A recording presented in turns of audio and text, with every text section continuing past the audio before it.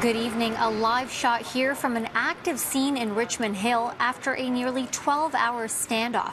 A suspect has finally been arrested after barricading himself in a home in this residential neighborhood near Bayview and Major Mackenzie. It all began after a driver allegedly opened fire on an officer following a routine traffic stop.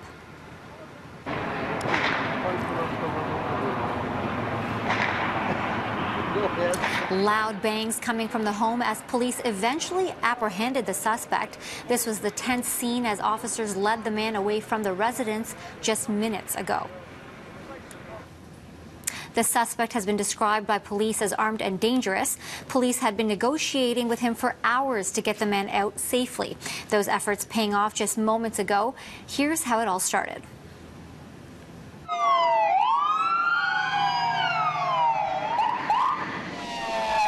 This morning at about 10:30, what we know at this stage is that an officer attempted to make a traffic stop, pulled over a vehicle and began interacting with the driver, who then pulled out a firearm and fired shots at the officer.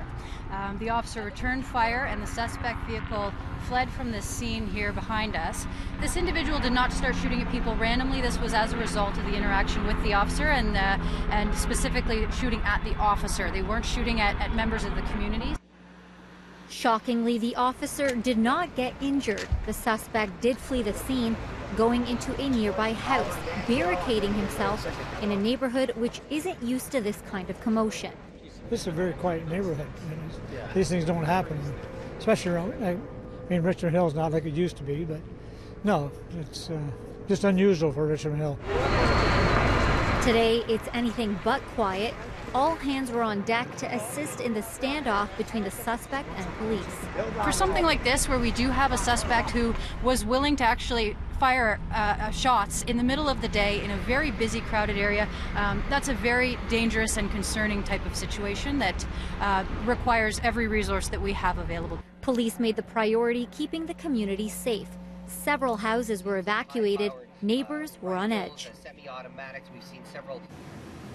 Again, the suspect is in custody. At this point, it's unclear what connection the suspect has to the home. Police did say there's no sign of forced entry. Earlier, police asked residents to take shelter in their basements or a safe zone. They now say it's safe for residents to leave sheltered areas.